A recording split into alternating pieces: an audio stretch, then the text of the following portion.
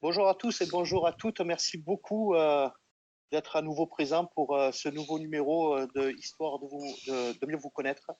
Mais aujourd'hui, on a décidé avec Julien de faire un petit hors-série qui est intitulé Que deviennent-ils? Que deviennent-ils? Ce sont des gens qui ont foulé la terre manitobaine, qui ont marqué de leur empreinte euh, métier. Ils sont venus travailler ou étudier ici. Et aujourd'hui, on a la joie de retrouver Barbara Goran, qui est à 7128 km de Winnipeg. Elle est à Poyestre, une petite ville à côté de Perpignan, dans le sud de la France, qui est à la frontière espagnole du côté de Barcelone. Barbara, merci beaucoup d'être avec nous. On a Merci à hâte vous de m'inviter. on a hâte de découvrir ce que tu deviens en France. Barbara, je ne sais pas si tu as déjà regardé nos émissions, mais dans une première partie, on va te poser quelques petites questions pour mieux te connaître, pour ceux qui ne te connaissent pas, et pour ceux qui te connaissent, eh ben, ils vont te redécouvrir. Parfait. Alors Barbara, la première question, c'est ton nom, ton prénom et ton âge. Alors, je m'appelle Barbara Goran et j'ai 37 ans. Je suis née à Perpignan, c'est à côté, effectivement, comme tu l'as dit, dans les Pyrénées-Orientales, à côté de la frontière espagnole. J'ai une petite sœur qui a 32 ans et qui s'appelle Marie. Je suis journaliste et habituellement, c'est moi. Tous les matins avec des regrets. Mais j'essaye de faire en sorte de finalement de ne pas vivre sur ces regrets et voilà, de me dire non, finalement, rien de ce que j'ai fait n'était un regret et je construis mon chemin comme ça. Là, tout de suite, comme ça, j'ai le souvenir d'être dans les bras de mon père pendant que ma mère faisait la cuisine. J'étais petite, hein. Et il y avait de la musique qui passait, et je pleurais. Et mes parents pensaient que j'avais un problème, mais c'était juste la musique qui m'émouvait.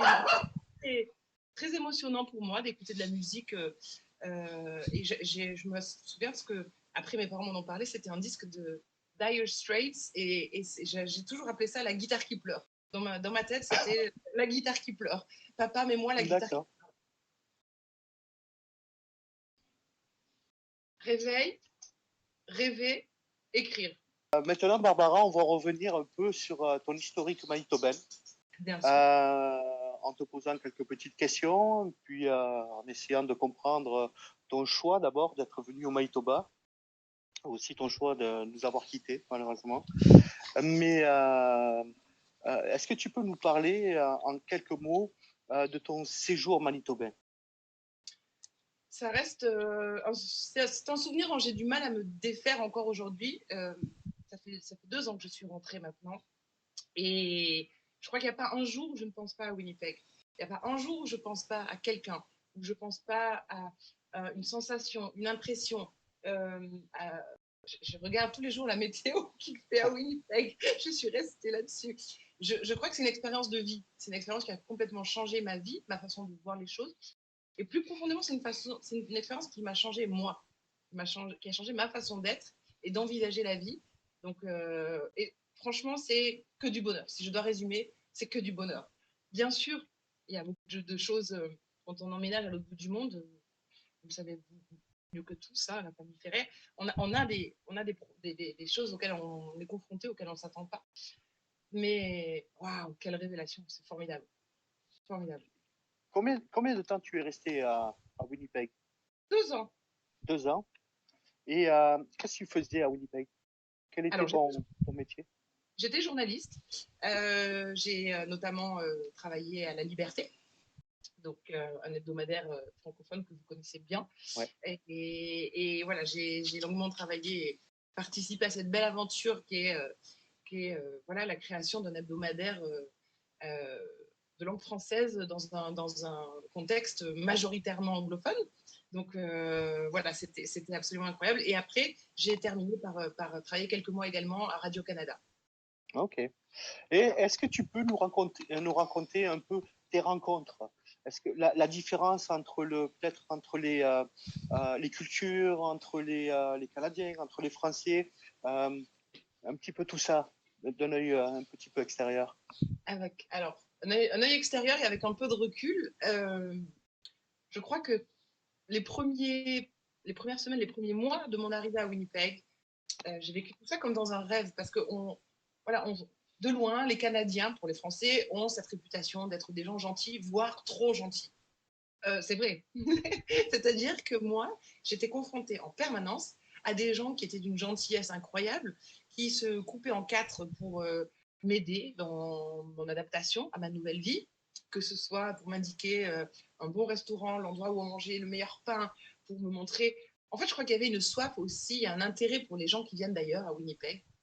Et donc, ce désir de faire en sorte que les gens s'intègrent et apprécient, qu'ils aient une bonne image de Winnipeg. Donc, les rencontres sont, en ce qui me concerne, ça a toujours été pour me montrer à quel point il y avait de la diversité et une vie à Winnipeg, comme s'il y avait un complexe à vouloir rattraper. Comme si on se disait, oh, elle vient de France, alors là, il y a tellement de choses qu'elle doit avoir vues ou qu'elle a l'habitude de faire, ça va lui sembler fade. Pas du tout. Donc voilà, les rencontres étaient incroyables. En plus, il y a une diversité de gens à Winnipeg, c'est fou.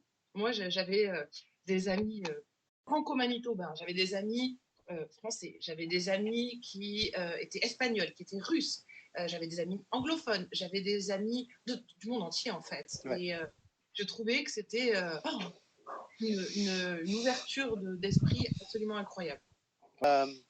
Donc c'était tes plus beaux souvenirs alors, hein?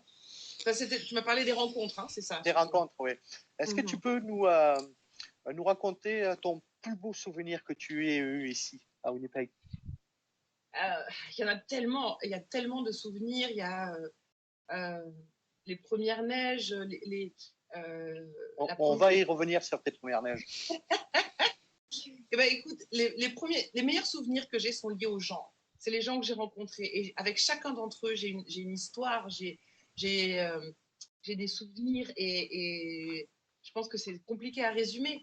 Il y a quand même un très beau souvenir qui m'a marqué parce que et vous n'y êtes pas pour rien, toute la famille.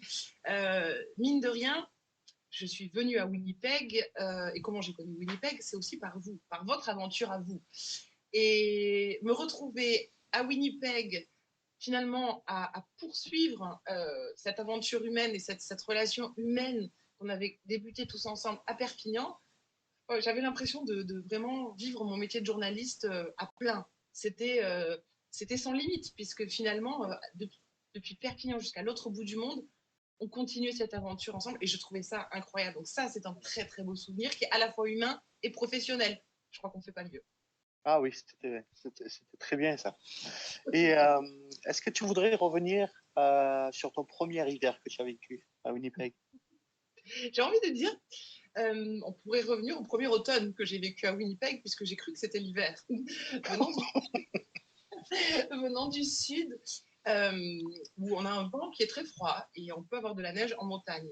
Mais le froid, bon, on n'est pas très très habitué chez nous. Et c'est vrai que je crois que ça devait être la fin octobre. Il a commencé à faire des températures flirtant avec le 0, -1, -2. Je me suis dit, ça y est, c'est l'hiver. Et puis tout d'un coup, il s'est mis à faire froid, température négative, moins, qu'est-ce que je vais dire? Allez, ça devait être moins 10, -11. Et je me souviens, avec le décalage horaire, j'avais ma mère au téléphone. Et j'ai dit, maman, il fait -11. Elle me dit, enfin, tu vas quand même pas sortir. Je lui dis, ah ben si, je suis obligée, il faut que j'aille travailler.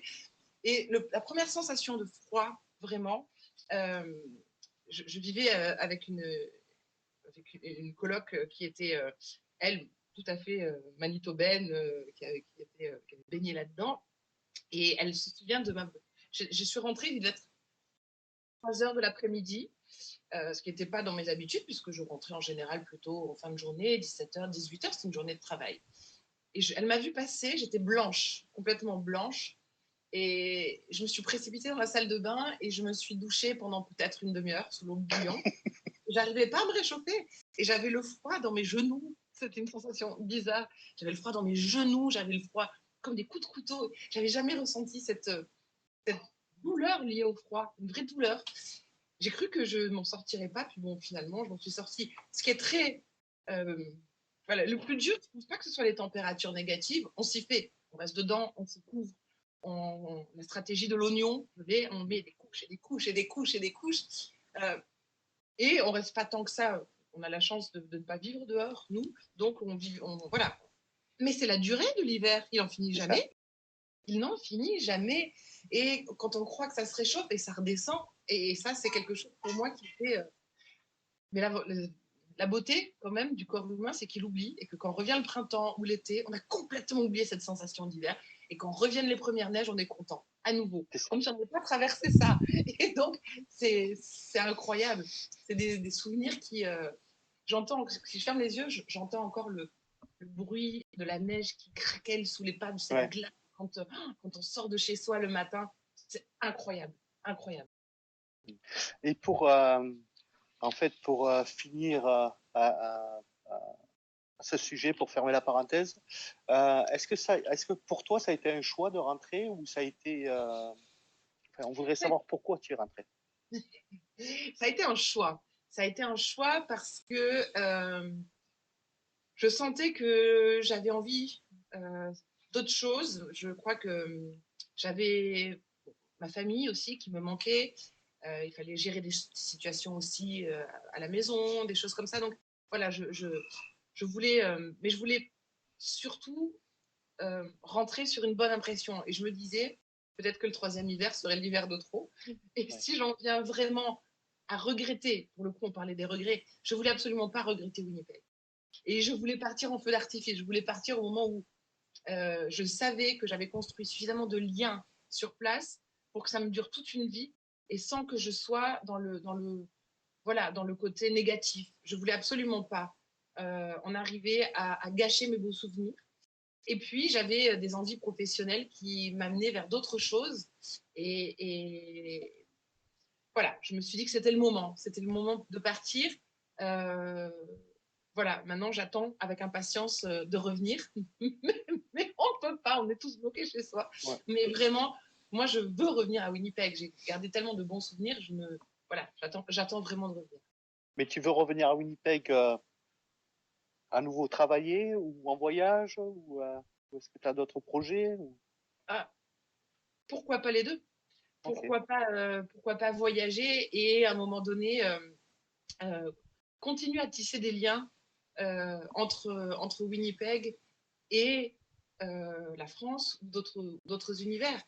Pour l'anecdote, j'ai rencontré notamment à Winnipeg Alan Nobili, qui était le directeur de l'Alliance française avec toute sa famille. Aujourd'hui, je travaille avec l'Alliance française de Paris, où il est. Donc voilà, les liens continuent. Ça ne Ok, s'arrête d'accord. pas. Et je me dis qu'il y a peut-être des choses à faire encore. Ok, ben ça c'était ma prochaine question parce qu'on voulait savoir qu'est-ce que tu deviens maintenant en France? Alors, je suis Qu'est-ce que toujours tu fais? journaliste. Ouais. Je travaille pour France 3, Pays Catalan. J'ai la chance aussi. Alors ça peut-être, est-ce que tu peux expliquer ce que c'est Oui, France 3? bien sûr. Alors, France 3, c'est une des chaînes, un des diffuseurs nationaux euh, qui fait uniquement de la télévision. Donc, il y a principalement deux chaînes publiques en France, France 2 et France 3, avec leur déclinaison France 4, France 5, etc. Mais voilà. Et France 3 est notamment une chaîne qui a des antennes locales, un peu comme Radio-Canada a des antennes dans les provinces. Et donc, je travaille pour l'antenne locale de cette chaîne de télévision, pour le journal télévisé. Euh, la chance que j'ai, c'est que je parle également le catalan. Donc, ça me permet de temps en temps de faire aussi des reportages en catalan. Voilà, mais majoritairement, c'est quand même des reportages en français. Et à côté de ça, donc, je travaille également dans le milieu culturel où j'organise des festivals. En ce moment, on ne peut pas trop en faire. Ouais.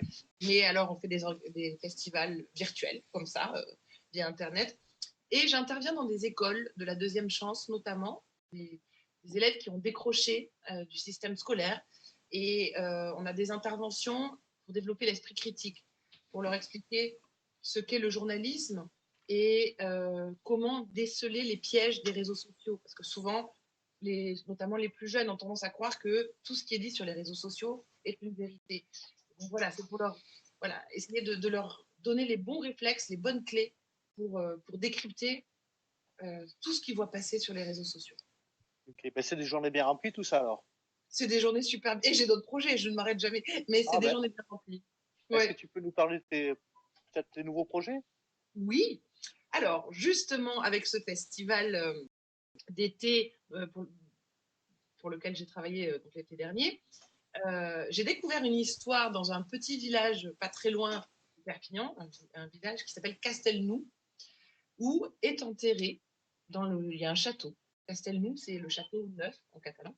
Il y a une tombe dans le parc du château, et là est enterrée une espionne de la Seconde Guerre mondiale, voilà, elle était elle-même américaine, elle a épousé un Anglais, et elle a travaillé pour les services secrets britanniques et puis pour les services secrets américains, notamment pour son chef de service. C'est drôle ça aussi, c'était un Canadien de Winnipeg. Donc voilà, mais Ah, elle a aidé notamment à découvrir pas mal de secrets très importants concernant la Deuxième Guerre mondiale. Et toute cette histoire n'est pas connue du tout en France, et notamment ici. Donc, avec un ami qui est journaliste également et historien, on est en train d'écrire ce livre, cette histoire. oh, ok. Une nouvelle corde à mon arc. Ah bah, c'est bien tout ça. Voilà, Ben, je pense qu'on a fait le tour de tout ça. parfait. Ben, dans la dernière partie, je ne sais pas si tu as eu l'occasion de, de, de voir ce qu'on faisait. Dans la dernière partie, on a donc cette dernière partie, et pour dire merci à quelqu'un que tu as envie, si tu veux dire merci à quelqu'un qui t'a tendu la main, qui t'a aidé, des bénévoles, des associations, des choses, Bien. alors c'est peut-être le moment de leur dire merci, c'est maintenant. Alors moi, j'ai un grand merci à Sophie Gaulin, bien évidemment, à toute l'équipe de La Liberté qui m'a permis de vivre cette parenthèse manitobaine et cette parenthèse à Winnipeg. Ça reste, voilà, jusqu'à présent, la plus grande aventure de ma vie. Il y en aura d'autres, mais celle-ci était vraiment passionnante. Un merci aussi à tous ceux qui font de la communauté franco-manitobaine ce qu'elle est, avec sa solidarité, avec, avec sa diversité. Et voilà, c'est des choses qui me tiennent à cœur. Mais je pense que je tiens aussi à. Ça n'a rien à voir avec mon expérience personnelle, mais je voudrais tirer mon chapeau peut-être aussi au Main Street Project de Winnipeg qui vient en aide à toutes ces personnes qui sont dans la difficulté, dans la détresse physique, psychologique, qui se retrouvent à la rue. Se retrouver à la rue quand on vit à Winnipeg, c'est quand même pas la même chose quand on se retrouve à Perpignan. C'est bien une chose que j'ai apprise en venant chez vous. Voilà, donc un gros coup de chapeau à tous ces bénévoles qui travaillent pour venir en aide aux plus démunis. Et puis, surtout un grand merci à vous, parce que sans vous, sans Julien, sans la famille, rien de tout ça n'aurait été possible. Donc, un énorme merci à vous. Merci à toi. Merci. Ben, merci beaucoup, Barbara, d'avoir pris le temps, d'avoir pris quelques minutes pour nous parler, pour revenir un peu sur ton histoire et surtout pour savoir ce que tu devenais. Euh, la transition est difficile après ce que tu viens de dire, mais dans 15 jours, on va être en compagnie de Lincoln Lee. Est-ce que tu te rappelles de Lincoln Lee? Oui, bien Oui. sûr, bien sûr. C'est l'ancienne présidente du conseil d'administration du Festival du Voyageur et elle va nous parler en fait du premier Festival du Voyageur virtuel parce que, comme tu t'en doutes, le Festival du Voyageur n'a pas été en physique cette année mais en virtuel. Donc elle va nous parler de tout ça. On va faire un petit bilan avec elle. Et puis, euh, et puis voilà, donc ça sera notre 5 ou 6e émission puisque celle-là elle est hors série, donc on la, on la compte, mais c'est une hors série. Barbara, merci énormément pour le temps que tu nous as donné. Et puis, on espère te revoir un de ces jours à Winnipeg. Vous serez les premiers informés. Ah ben, j'espère bien. Merci beaucoup, Barbara. Merci à vous tous.